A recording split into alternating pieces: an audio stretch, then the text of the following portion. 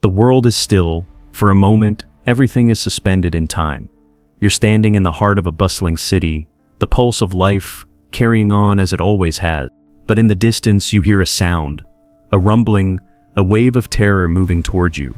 A heartbeat, quickening, pounding, and then you see smoke, black and thick, rising from the twisted steel and shattered glass of the Twin Towers. The skyline is forever altered. You feel a cold shiver run through your body, a feeling you can't quite place, but you know it's there. The city is full of noise, but it's not the usual hum of urban life. It's different now. Grief, fear, and shock hang thick in the air. People rush past you, faces ashen, eyes wide, unable to look away from the reality unfolding. They don't know what they're seeing yet, but you do. This is no accident. This is no random act of fate. This is deliberate. This is terrorism. This is Osama bin Laden. In the aftermath, you watch the faces of survivors, their tears, their disbelief, the sense of helplessness. There are families standing together, but their hands are empty. Their loved ones gone, their lives shattered. You see the rubble, but the pain runs deeper than the debris. It's in the eyes of children who lost their parents, in the souls of parents who lost their children. This is the wake of a horror that has forever altered the course of history. This is the world's reckoning. The hunt begins. The world rises in anger, in fear, in determination. For nearly a decade, the world will not rest. Every country, every intelligence agency, every government will scour the earth, searching for a man who thought he could escape his crimes. A man whose name is whispered in every corner of the globe. Osama bin Laden, the mastermind behind the deadliest attack on US soil. But he vanishes. Like smoke in the wind. He disappears. The man behind the violence, the architect of terror, becomes a shadow, a ghost. And for years, the world holds its breath, watching, waiting, hoping for justice. The clock ticks. The hunt seems endless. A decade of searching, of failure, of questions that never seem to have answers. His name lingers on the lips of the world's leaders, in the eyes of the desperate, in the hearts of the grieving. What happened to him? How did he evade the most powerful intelligence agencies in the world? Where did he go, and how long could he hide? You're about to find out. Stay with us as we dive deep into the manhunt that captivated the world. Piece by piece, the search for Osama bin Laden was not just the search for one man. It was the search for justice itself. And now we'll uncover how this epic pursuit ultimately led to a moment that changed everything.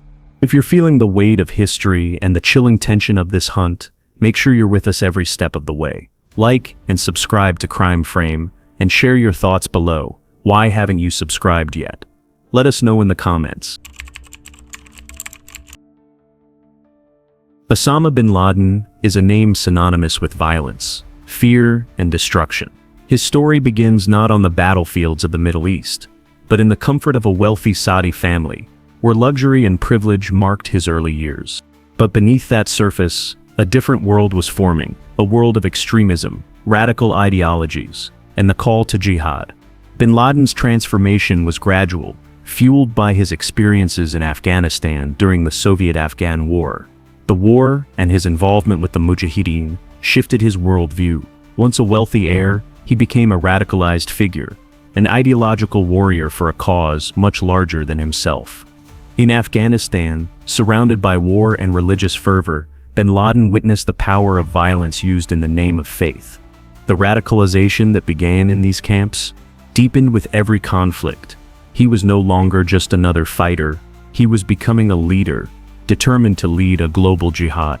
After the Soviets withdrew, bin Laden didn't fade away like many others. Instead, he saw an opportunity for a new mission. The world had changed, and his vision was beginning to take shape. He formed al-Qaeda, a network dedicated to more than just fighting. It was a vehicle for global terrorism. His goal was clear: to wage holy war against those he saw as enemies of Islam. The West, particularly the United States, was at the top of that list. Bin Laden's ideology wasn't a reaction to just one event.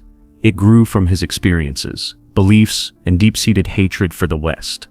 His rise wasn't only about creating al-Qaeda. It was about crafting a philosophy that would drive some of the most devastating acts of terror in modern history. Al-Qaeda's creation changed the landscape of terrorism. Unlike smaller, scattered groups that existed before, Al-Qaeda was a global network, with cells in every corner of the world.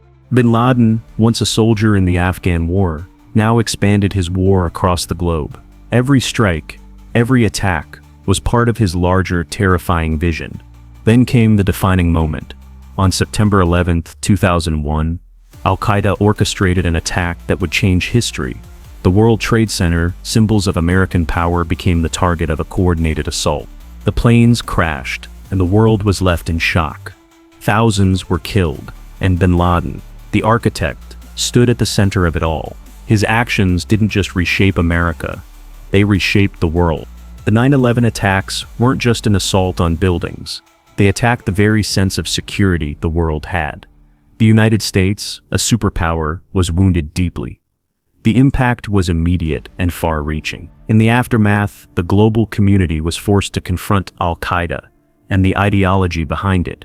The CIA, along with other intelligence agencies, shifted their focus to counter-terrorism. The war on terror began. Nations, once isolated in their approach to terrorism, now formed a global coalition.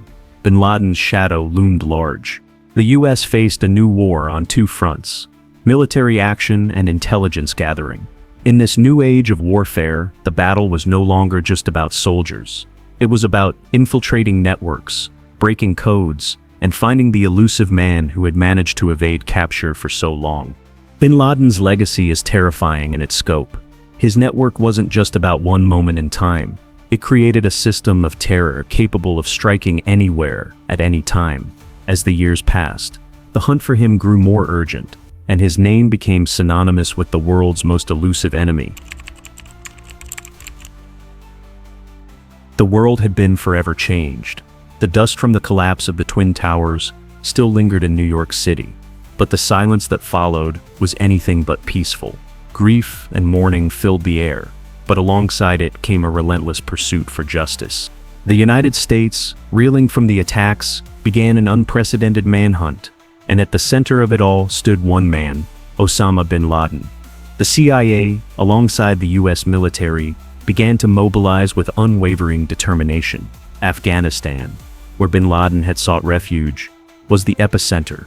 The desert air of the rugged, mountainous terrain became the backdrop of an operation unlike any the world had seen. The global manhunt had begun. In late 2001, US forces moved into Afghanistan, determined to dismantle al-Qaeda and bring bin Laden to justice.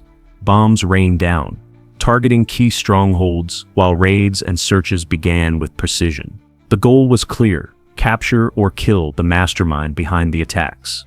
As American forces zeroed in on Tora Bora, bin Laden's suspected hideout, the operation seemed to be closing in. But despite the relentless pressure, the man they sought managed to slip through their fingers. The intelligence that had been gathered faltered at a crucial moment. Afghan militias, tasked with securing the caves, failed to prevent bin Laden's escape. The clock was ticking, and the critical error of not sending in US forces directly to the caves would come to haunt them.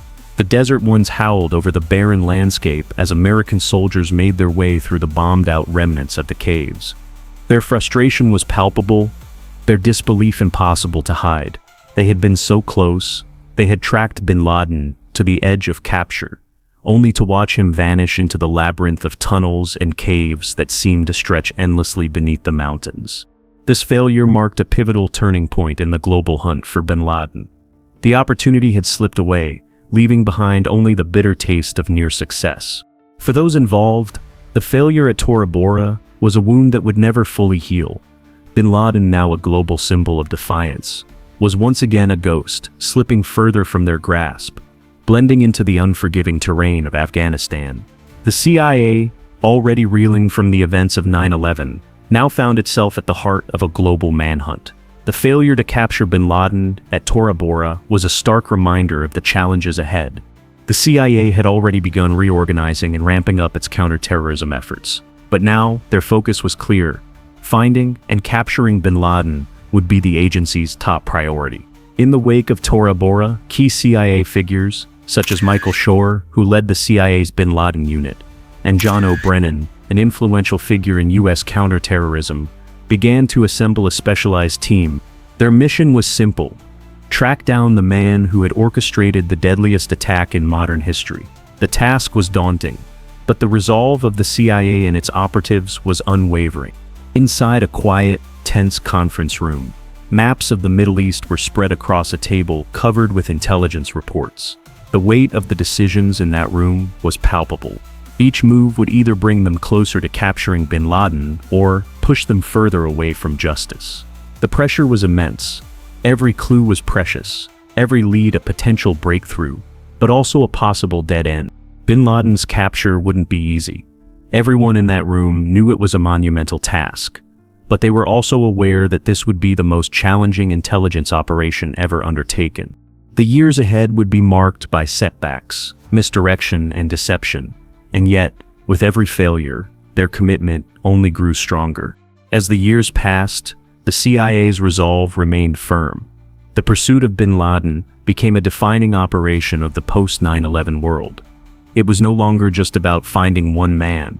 It was about bringing justice to the thousands who had lost their lives.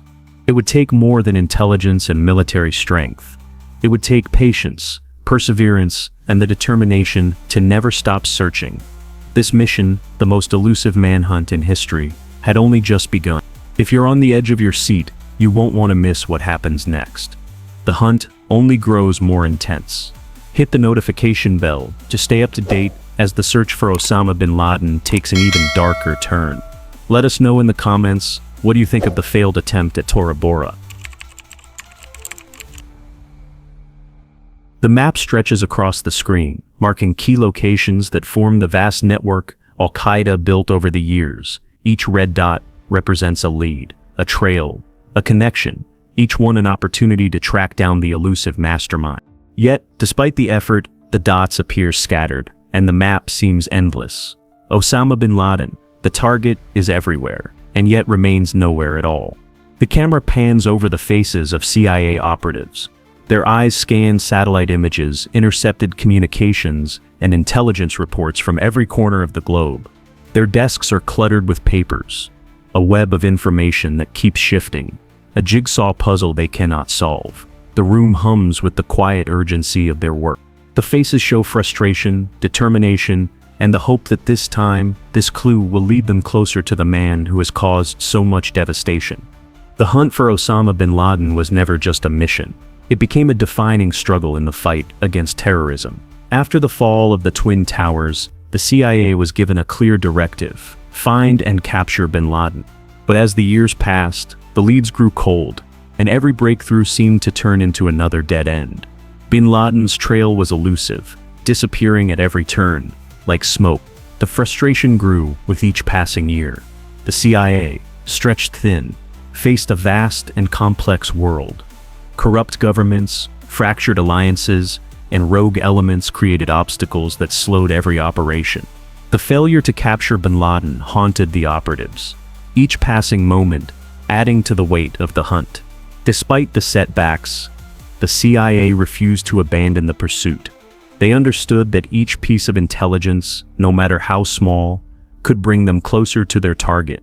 The analysts and operatives on the ground never gave up, even as the trail grew colder. They weren't just after a man, they were up against a global network, an ideology that had taken root across the world. In a remote village in Pakistan, a man walks through narrow alleys. His name is Abbottabad al-Qaeda, bin Laden's trusted courier. For years, bin Laden remained hidden, even from his closest associates. But al-Qaeda, a man of few words, held the key to uncovering his whereabouts. His movements, slow and deliberate, would lead the CIA closer to the mastermind behind the 9/11 attacks. The CIA had spent years chasing shadows, and now this man would become the first real lead. His identity was a closely guarded secret, one of the final pieces to the puzzle, as al-Qaeda's movements were tracked. Every clue, each trace he left, brought them closer to bin Laden's hideout. But as the CIA followed the trail, new obstacles emerged. Pakistan's cooperation was uncertain at best, and rumors circulated that rogue elements within its intelligence apparatus were tipping off bin Laden. The intelligence network, once full of promise, now seemed filled with half-truths and deliberate misinformation. The closer they got, the harder it became. Yet, as the CIA tracked al-Qaeda's movements, one thing became clearer: bin Laden was no longer a ghost, hiding behind walls of secrecy. His presence, once a shadow, now had a defined location. He was still elusive, but his days of evasion were numbered. The pressure inside the CIA's operations room was immense. Agents and analysts passed intelligence back and forth, verifying every lead, confirming every detail. Their hands shook as they pieced together the puzzle. The world outside continued, but in this room, the clock was ticking. Each new lead was a step closer, but also a risk. A misstep could send the mission spiraling into chaos. The frustration was palpable, but so was the determination. The CIA knew that precision was key. Every decision had to be calculated. Every misstep could jeopardize the mission. Yet, after a decade of frustration, there was finally a glimmer of certainty. The pieces were falling into place. The hunt was nearing its end. The breakthrough was within reach. Bin Laden's days of evasion were numbered. The CIA, along with its global partners, was closing in. The final chapter was about to unfold, and the world had no idea just how close they were to uncovering the truth. The room is still, save for the hum of computers and the shuffle of paper as analysts sift through endless data. This moment marks the turning point in the search for Osama bin Laden. Up until now, the hunt had been frustrating, each lead slipping away like smoke. But this time, something different happens. This is the breakthrough they've been waiting for. A single image flickers on the screen. A grainy surveillance photo of a man, blending into a crowd, his face partially obscured. His name is Abu Ahmed al-Qaeda. Until now, he was just another name in a stack of reports. A low-level figure in al-Qaeda's network. But now, the CIA analysts are connecting the dots. The courier, once invisible, is now the key to uncovering bin Laden's location. The camera lingers on the faces of the analysts. The weight of their task is reflected in their eyes. Every decision made now is part of a larger plan to find the man who had evaded justice for so long. Their work is personal, not just about catching a fugitive, but about securing justice for the thousands who died in the attacks. Abu Ahmed al-Qaeda wasn't just a courier. He was bin Laden's shadow, his link to the outside world. The CIA had known for some time that bin Laden relied on a few trusted couriers, but al-Qaeda's connection to bin Laden made him different. He wasn't just delivering messages. He was the key to locating bin Laden. The journey to uncover al-Qaeda's identity was slow, meticulous work. Hours turned into days, days into months.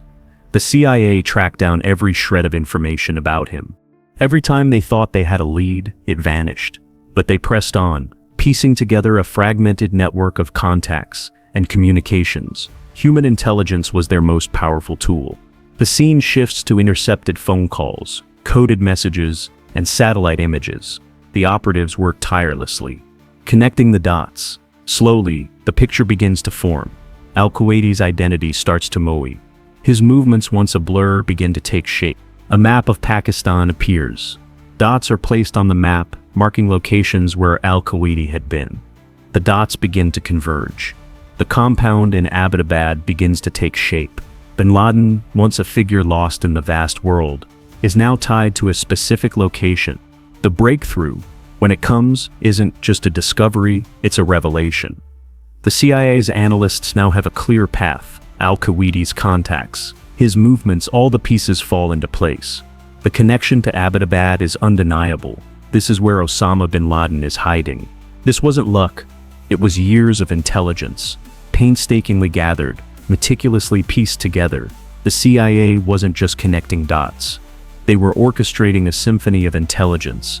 Every clue was a note, and when it came together, the result was deafening. Bin Laden, once unreachable, was now within their grasp. The final moments of this phase are filled with tension. The team gathers around, their faces lit by the soft glow of computer screens. They've seen the evidence, confirmed the location, but there is no certainty, no guarantee. But for the first time in years, there is hope. Hope built on real, tangible evidence. As the intelligence community's efforts begin to pay off, the question shifts from, is he here, to what now? Bin Laden is within reach. Now, the operation enters its final phase. But that phase requires more than just intelligence. It will take a military operation, precise, dangerous, and critical. The world waits. The chase is about to enter its most crucial stage. If this has given you chills, imagine how it must have felt for those hunting him for all these years. Like this video to show your support for those who never stop searching for justice.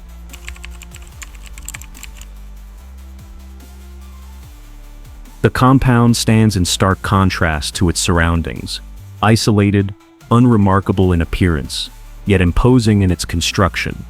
The high walls rise against the backdrop of the rugged mountains, blocking any glimpse of the interior. It is a fortress, designed to keep the outside world at bay. The air feels thick with secrecy, as if the very ground beneath it holds something or someone that the world must never know. The camera zooms in on the architectural layout of the compound in Abbottabad, Pakistan. The high walls, gates, and a series of buildings create an isolated haven, each structure pointing to the same purpose: security, isolation, and concealment. This is no ordinary home. It is a place built for one purpose: to hide someone. The compound's design is unlike anything around it, and that alone raises suspicion. The intelligence reports continue to pile up, all pointing to the same place. This isolated compound in a quiet Pakistani city is the focus of the investigation. At first, the evidence seems too obvious to be true, too coincidental. Osama bin Laden, the most wanted man in the world, hiding in plain sight, in a city just an hour's drive from Pakistan's capital, it feels like a lid too good to be real. But as the investigation continues, everything starts to align. Satellite images confirm the compound's unusual features: its size, seclusion, and suspicious lack of communication lines. No phone, no internet. This compound is self-contained, a perfect hideaway for someone who needs to stay off the grid. Still, there's doubt. The intelligence is strong, but could it be wrong? For years, the CIA had been misled by false leads. The question lingers: is this truly where bin Laden is hiding? Or is it just another dead end? But as the evidence mounts, the doubt starts to fade. The design of the compound, its isolation, and its purpose point to one conclusion: this is where bin Laden has been hiding for years. The camera shifts to a map of Pakistan, tracking the movements of Abu Ahmed al-Qaeda, bin Laden's trusted courier. His route, now clear, confirms that he frequented this compound. The connection becomes undeniable. Bin Laden is here in Abbottabad, a place no one would expect to find him. As the CIA pieces together the evidence, one undeniable fact emerges: bin Laden is within reach. But the compound is located in Pakistan, a country with its own complex political landscape, where the implications of this discovery are profound. Pakistan is an ally of the United States in the war on terror, but its relationship with the US is fraught with complications. Elements within Pakistan's military and intelligence services might not welcome a US operation, whether due to ideological reasons or concerns over security. This mission, if executed, could shatter the delicate balance of cooperation between the two nations. The CIA now faces an unprecedented dilemma. The operation to capture or kill bin Laden must be carried out with the utmost precision, but the risks are immense. Pakistan could perceive this mission as a violation of their sovereignty. If the US acts unilaterally, it could jeopardize years of delicate diplomacy. The question is no longer just about capturing bin Laden. It's about how far the US is willing to go to secure justice, and what risks it is willing to take in the process. Inside the CIA's command room, the weight of this decision hangs heavy. Every move matters. Every detail counts. The decision to act, to execute this operation, will require not just intelligence and military skill, but also discretion and secrecy. A single misstep could cause the mission to spiral out of control. Outside, the world continues as it always has. Diplomatic efforts continue.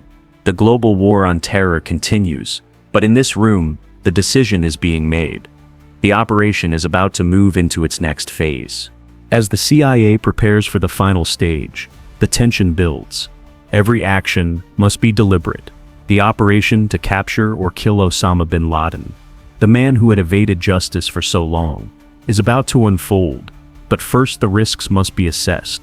Global relations, the security of lives, and the future of counterterrorism all hang in the balance.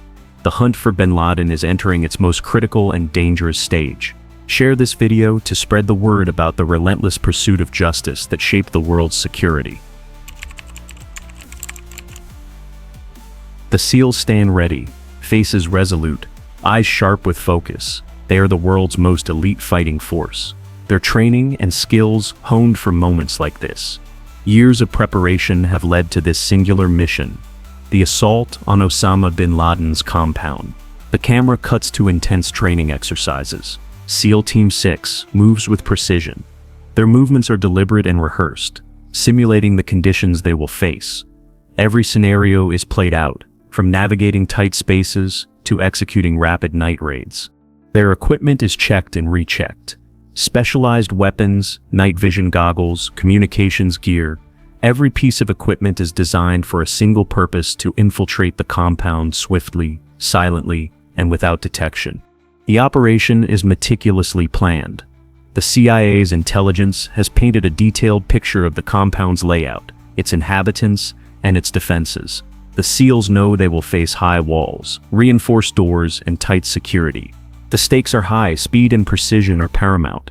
Every action must be flawless, or the operation could fail. There's no room for error. The SEALs know this better than anyone. They've trained for this moment for years. But the unknowns are still daunting. Will bin Laden be there? How will the operation unfold? These questions can't be fully answered until they're inside the compound. The mission is about more than just capturing one man. It's about justice. The lives lost on 9/11. The lives that will be saved by ending the mastermind behind it all. The weight of the mission is felt by each team member. It's not just tactical, it's personal. They carry the moral responsibility of the world on their shoulders. The risks are immense. Failure could have catastrophic political fallout, not just for the US, but for global security. Pakistan's complicated relationship with the US means that a failed raid could fracture that delicate trust. A single misstep could destabilize the region, spark an international crisis. Yet, the SEALs press forward. The training, the preparation, the resolve. They are ready. But still, uncertainty lingers. What will they find inside the compound? Will bin Laden be armed and ready to fight? The odds are long, but they are determined to succeed. Their training has prepared them for the unknowns. As the final briefing approaches, the team knows the mission is imminent. The world is watching, holding its breath. The SEALs are about to embark on a mission that could define their careers, one that could change history. They know what's at stake, and they know the risks. But they have no choice but to press forward. The next few hours will decide everything. The night is thick with anticipation. The clock is ticking down, seconds turning into minutes. SEAL Team 6 is on the move, gliding through the dark sky in helicopters. The quiet hum of the rotors masking the weight of what's to come. The compound looms below, stark and quiet, almost eerie in its isolation. This is the moment, the culmination of a decade-long manhunt. The last pieces of the puzzle have fallen into place. Osama bin Laden is within reach. The helicopters descend in near silence, cutting through the stillness of the night. The team is in full gear, eyes sharp, their movements practiced and calculated. The compound rises in front of them, surrounded by walls, gates, and the fortified structures that have kept the world's most wanted man hidden for so long. They land quickly, the SEALs moving out of the choppers and onto the compound's grounds. Every step is calculated, every decision deliberate. No mistakes can be made now. As they move toward the compound, their minds are focused on the mission. Their training has prepared them for this moment, swift, precise, and silent. But the tension is palpable. Inside the compound, bin Laden waits. Whether he knows the SEALs are coming or not is irrelevant now. He is about to face the full force of the world's determination to bring him to justice. The team breaches the compound without a sound. The front door is forced open. The first room they enter is clear, but their minds stay sharp. Each movement is deliberate, every corner checked. Room by room, they move closer to their target. Their objective is clear. Osama bin Laden must be brought down. They move quickly, but with purpose, each member of the team fully aware of the stakes. There is no turning back. The air is thick with tension as they move further inside.